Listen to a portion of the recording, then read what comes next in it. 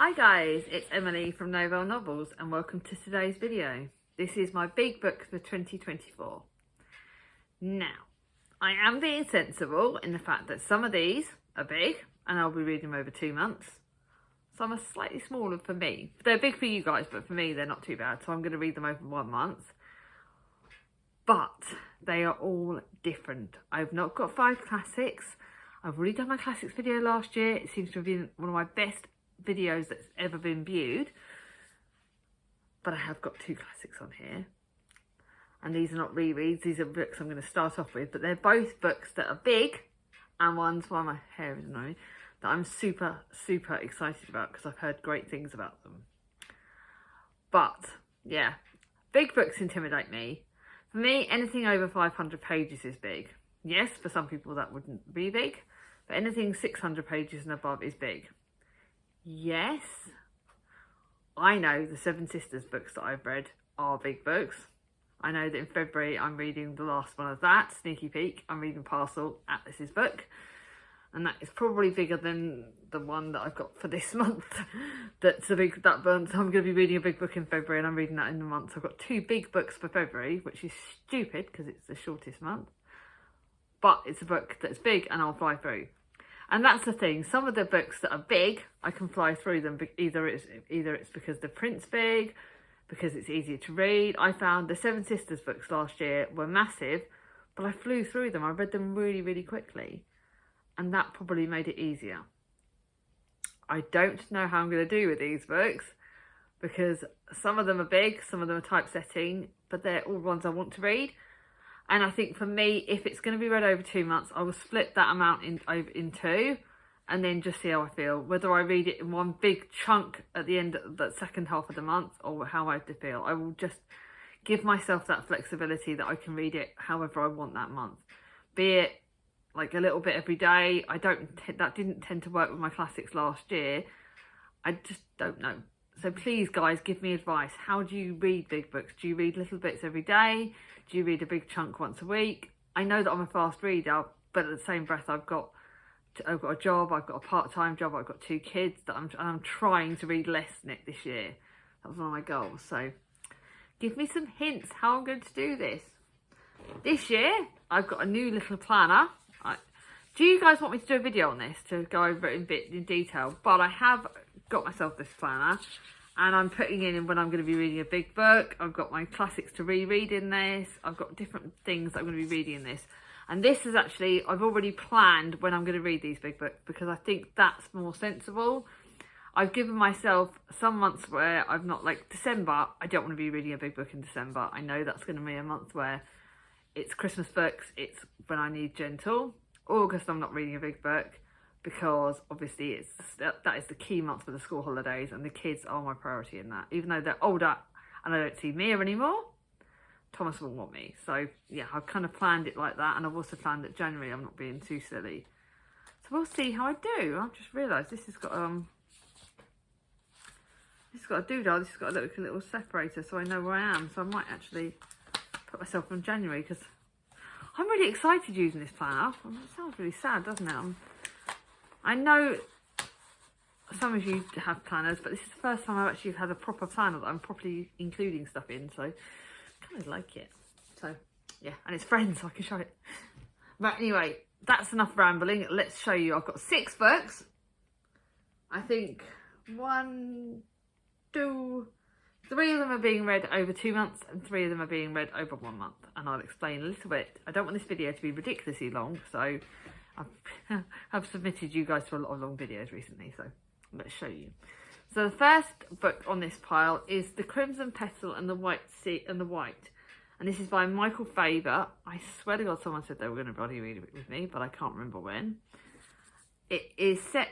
I know Charlie from Charles Heathcote. I think he's read this, or either he's read it or he's got it or something. I don't know. So this is about a 19-year-old prostitute, and it's set in the 1870s. Sugar is an alluring 19-year-old prostitute in the brothel of a peculiar Miss Castaway, and she yearns for a better life. Then, when she is visited by William Rackham, the somewhat reluctant heir to Rackham Perfumeries, she begins to ascend through the strata of the 1870s London society.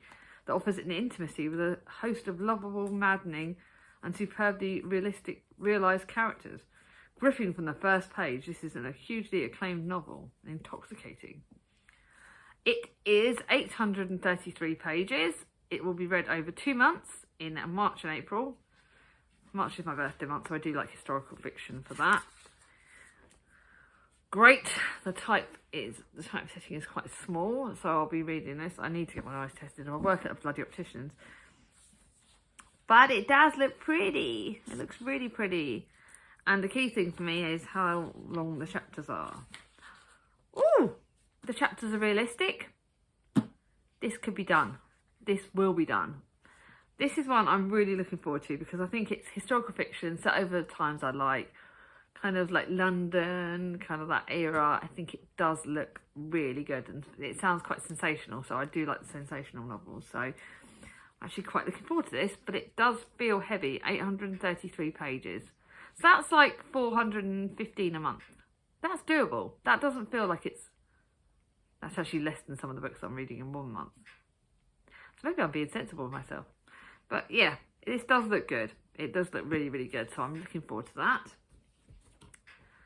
The next one is one I'll be reading over 1 month. And it is the Embroider book by Kate Hartfield. I nearly bought this hardback because it did look stunning. I can't remember where I'd heard about this on someone's channel, but I can't for the life of me remember who. Is it Charlotte from Coney Reads? I don't know. This is set in 1768. It's about Princess Charlotte, who is the sister of Marie Antoinette and the daughter of the Habsburg Empress. And she arrives in Naples to marry a man she's never met.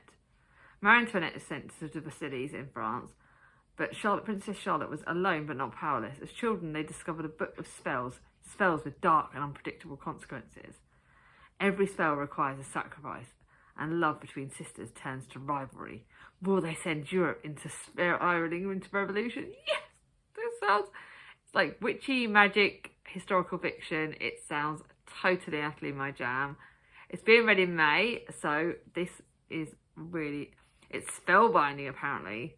Actually, my lovely colleague friend from Reading Lips, she would like this. It's 654 pages, so that can be done. I'll just have to read like a couple of 100 pages, not even 200 pages a week. So this will be read gradually over the month.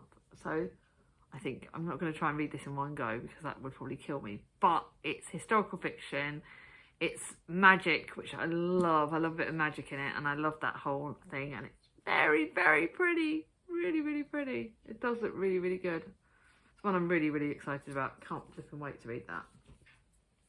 So I'm having to wait for May for that. But I think May is when it kind of gets quite good. It's going to be a good one.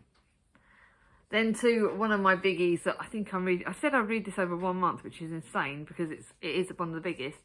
And that is The Distant Hours. And this is... I thought it feels big, but it's actually 670 pages. So it's probably one of my smaller ones, actually. So it's not actually like massive. But this has been one that's been on my shelves for ages because it is so big and I've given myself a month to read it and I need to read it. Set in 2 timelines, we've got set in 1992, which is kind of historical fiction now, and 1941, wartime, so I'm quite good at those. It's got letter format, it's got different type settings, which kind of works for me. It started with a letter. Edie Birchall and her mother have never been close when a long-list letter arrives at one Sunday afternoon with a return address of Milden's Castle in Kent printed on an envelope. Edie begins to suspect that her mother's emotional distance masks an old secret. Evacuated from London as a 13-year-old girl, Edie's mother was chosen by a mysterious Juniper Blythe and taken to live in the middle-class castle with the Blythe family. 50 years later, Edie is too drawn to the castle and the eccentric sisters Blythe. Now old ladies the three still live together, the twins nursing Juniper, whose abandonment by her fiancé in 1941 plunged her into madness. Madness?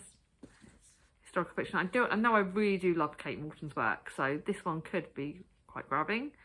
I'm going to read this in November though, so this is one of the last ones this is actually the last one I'll be reading for the year. But it'll be worth the wait. Sorry, my nose is running because it's very cold. Now to my penultimate biggest. This is not the biggest. So this will tell you what the biggest is this will give you some ideas that the biggest is very, very, very big. I'm giving myself 2 months to this, but I have got August to run over if I need to. And this is The Count of Monte Cristo by Alexandre Dumas. This is the one that Jem and Alice talked a lot about last year. It's obviously Alexandre Dumas. It's French translated fiction, classic. They bloody loved it and they've told me to read it. It is my gorgeous, stunning Wordsworth Classic Edition, and I got it in the charity shop, so I was not paying very much for that. It is the story of Edmond Dantes, a self-styled Count of Monte Cristo, and it's told with consummate skill. The victim of miscarriage of justice, Dantes is inspired by a desire for retribution and empowered by a stroke of providence. In his campaign for vengeance, he becomes an anonymous agent of fate, and it's a powerful conflict between good and evil. Ooh, epic sagas. It's all my kind of jam. 875 pages though, so it is big, but I am, like I said, going to read it over 2 months, and I'm going to be sensible. I say sensible. This is me we're talking about. But I think that's still like 430 odd pages, so that's that's doable. But I don't know how to read this, so I hope Jem and Alice will give me hints. I will link them, sod it, I will link them in the comments. I will do this. It is friggin' big book. It is going to kill me. It is mahoosive. I like the Wordsworth Classic style of typing. I like the fact that chapters aren't too long, so that will help it. But it is a chunky bugger. I'm hoping the short chapters will make it easy to fly through. Please, give me strength. June and July. I thought I'd read it over the summer months because it's one that everyone's spoken about this book, so I know it's going to be good. Now to the first one that you'll be seeing me read, and that is Grownups by Marion Keyes. I'll be reading this in February. My copy is chunky bugger. It's 632 pages to read in the shortest month of the bloody year. Am I flipping insane? Oh, we've got an extra day in February this year. It's a leap year. 632 pages. Can I do it? But the typesetting's big, so that does help. I do like Marion Keyes' work. I read The Breakup by her last year, and I think I really want to get this off my shelves because it's one of my oldest books on my shelves. They're a glamorous family, the Caseys. Johnny Casey, his 2 brothers, Ed and Liam, and their beautiful, talented wives and their kids spend lots of time together. Birthday parties, anniversary celebrations, weekends away. And they're a happy family. Johnny's wife, Jessie, who has the most money, insists on it. Under the surface, though, conditions are murkier, where some people clash, other people like each other far too much. Everything stays under control until Ed's wife, Cara, gets concussion and can't keep her thoughts to herself. One careless remark at Johnny's birthday party, with the entire family present, starts Cara spilling out all their secrets. Oh my god, this does sound like a really good fun book. It sounds like a perfect, fun, chunky book that I would know I'll fly through. I think I'm going to read this in one go, because this has to be read in one go. This is not one that you can put down and put down again. So, I think I'm going to get this done at the start of the month. Excuse me, I'll get this done at the start of the month. Just get it over and done with. But yeah, it does scare the bejeebers at me. Excuse me. Wish me was here to help me edit that out, but there you go. I'm not going to be able to. And last but not least, to the book that is the biggest book on my shelves. One of the biggest books I've ever read, and the biggest book that scared me for so many years. Prepare for yourself for this. Gone with the Wind. Prepare yourself for me killing myself. I'm reading it over September and October. It's 1,042 friggin' pages. And I'm reading it in Victober. That's probably stupid, actually. Oh well. I'll try and read as much as I can in September. I think I might do that. I think I might read more in September and less in October. If you do not know about Gone with the Wind, who are you and why are you on my channel? Because Gone with the Wind is the biggest classic, one of the most well-known classic, kind of modern classic, retelling of Vanity Fair, which I didn't like. It's about Scarlett O'Hara. It's set in the American Civil War and the drama of the American Civil War. It's one of the best-selling novels of all time. It's been done in a film donkeys years ago. It's got like some of it. It's got a magnificent background. It's got the ruthless Scarlett O'Hara. And it's a book that scares the crap out of me, and the typesetting's not too small, it's not too big. but it is the biggest book I own, and it is going to potentially friggin' kill me. The chapters look long. Oh well. The chapters look long, so that could be a bit fun. But it is bloody good, by Margaret Mitchell. It was like created like donkey's years ago, and it's like a modernish classic, but it is a classic, and it's one that just scares me purely because it's a fucking heavy bastard. So I don't know how the hell I'm going to read this. It's not the prettiest book I own. In fact, the naked hardback's quite boring and quite old. And I'm going to have to be very careful reading this. But it has been on my shelves a very long time and I want it flipping read. So,